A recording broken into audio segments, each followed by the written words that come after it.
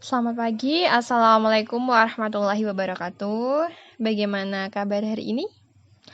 Insya Allah baik semua ya. Tetap jaga kesehatan, pakai masker ketika keluar rumah, dan cuci tangan setelah kembali ke rumah. Makan makanan yang sehat dan jauhi kerumunan. Tetap belajar di rumah dengan semangat dan jangan sampai kalah dengan rasa malas ya. Nah, pada pagi hari ini Ibu akan melanjutkan materi dalam bab 2, tepatnya menyimpulkan isi pidato persuasif.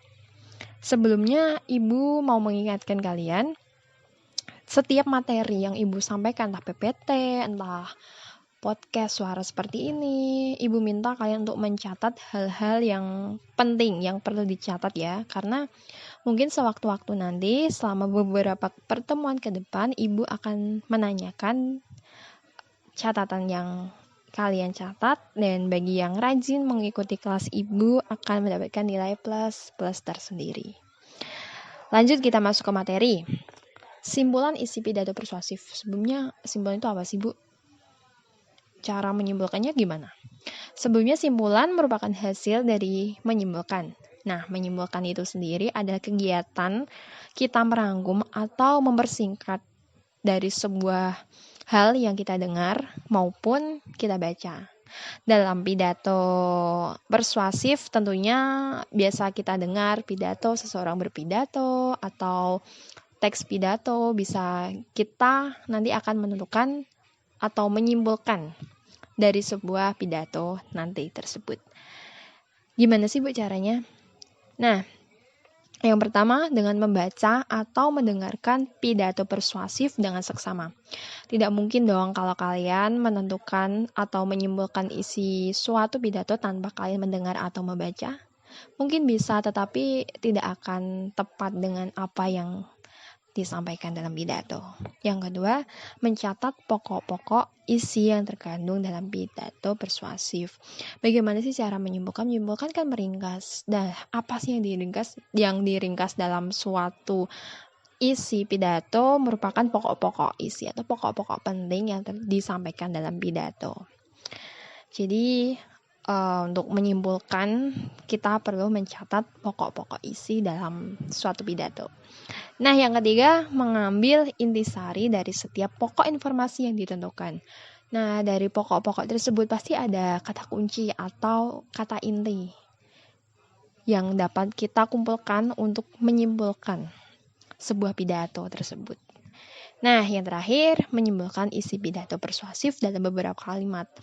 Adanya kita menyimpulkan dari sekian kata-kata atau sekian kalimat dalam pidato itu untuk mempermudah kita atau orang lain dalam mengetahui apa sih isi dari pidato yang kita dengar atau kita baca tersebut. Nah, simpulan tersebut memudahkan kita untuk memahami dari pidato yang kita simpulkan tersebut. Adapun jika menyimpulkan harus kita memperhatikan beberapa aspek. Dalam LKS yang kalian bisa baca ada 3 hal ya. Yang pertama, simpulan harus memuat pokok isi pidato. Tidak mungkin dong simpulannya dari pidato tersebut memuat hal-hal yang tidak penting dan tidak perlu diketahui orang. Nah, yang kedua, simpulan tidak menyimpang dari isi pidato. Tidak mungkin kan kita menyimpulkan isi pidato tapi tidak sesuai dengan isi pidato yang disampaikan. Semisal pidato yang disampaikan mengenai cara pemutusan penyebaran COVID-19, tapi yang kita simpulkan mengenai makanan-makanan yang dapat menyebabkan kita terkena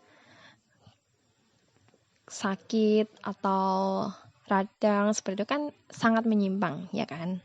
Yang ketiga, simpulan bukan merupakan komentar, melainkan ringkasan isi pidato. Tentu saja namanya simpulan atau meringkas dari suatu isi itu adalah apa yang ada di dalam pidato tersebut yang kita simpulkan, bukan apa yang kurang atau apa yang harus ditambahkan dalam pidato tersebut, atau biasa kita sebut komentar atau saran. Jadi menyimpulkan berkaitan mengenai isi pidato yang kita dengar maupun kita baca. Nah, selanjutnya menentukan struktur dan aspek kebahasaan pidato persuasif. Yang pertama, struktur pidato persuasif. Dalam LKS ini ada 3 struktur, tepatnya pembuka, isi, serta penutup. Kita akan bahas pembuka dulu ya. Pembuka merupakan bagian awal dalam suatu pidato. Berisi salam pembuka, sapaan, ucapan syukur kepada Tuhan, ucapan terima kasih, dan tujuan pidato. Dalam pembuka ini terdapat poin-poin yang harus ada dalam pembuka baru bisa disebut pembuka pidato. Yang kedua ada isi. Isi dalam pidato persuasif berisi argumen-argumen atau pendapat-pendapat yang memuat atau menguatkan informasi yang ingin disampaikan kepada pembaca maupun pendengar. Jadi isi dalam pidato ini harus hal-hal yang dapat meyakinkan para pembaca atau pendengar dengan apa yang ingin kita sampaikan ya. Jangan sampai malah menyimpang dan membicarakan hal-hal yang tidak perlu dibicarakan. Nah, yang terakhir, struktur terakhir adalah penutup. Bagian penutup biasa diisi kesimpulan. Kesimpulan dari isi atau hal yang kita sampaikan dalam isi. Yang kedua, ucapan terima kasih. Yang ketiga, permohonan maaf. Kadang kan dalam berpidato ada kalanya kita melakukan kesalahan, entah salah kata, salah menyebutkan, atau dan lain-lain. Nah, dalam penutup ini kita memohon maaf atau meminta permintaan maaf kepada para pembaca atau audiens ya. Yang terakhir, salam penutup.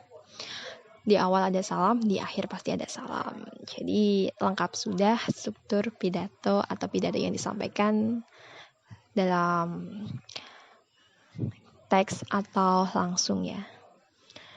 Selanjutnya, poin kebahasaan pidato persuasif. Kebahasaan menjadi aspek penting pembangun pidato persuasif.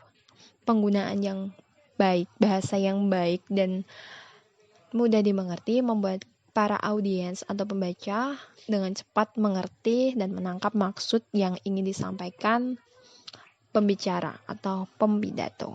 Jadi dalam berpidato kita harus menggunakan bahasa-bahasa yang mudah dipahami, mudah ditangkap. Jangan bahasa-bahasa yang tersirat, bahasa-bahasa yang memerlukan pendalaman makna dan lain-lain ya. Nah, khususnya dalam pidato persuasif kali ini namanya juga persuasif ya.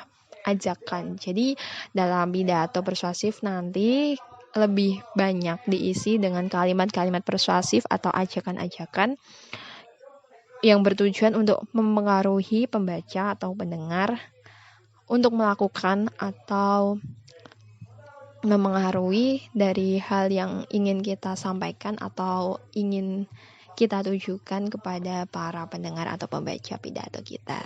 Jadi bisa kalian catat hal-hal yang perlu ada atau dituliskan dalam sebuah pidato persuasif itu apa saja.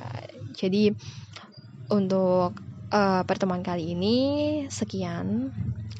Jangan lupa tetap semangat belajar. Ya, anggap saja suara ibu ini materi yang mudah dipahami ya. Sekian dari Ibu, penjelasan Ibu. Apabila ada hal yang kurang jelas, bisa ditanyakan dalam kolom komentar Google Classroom ya.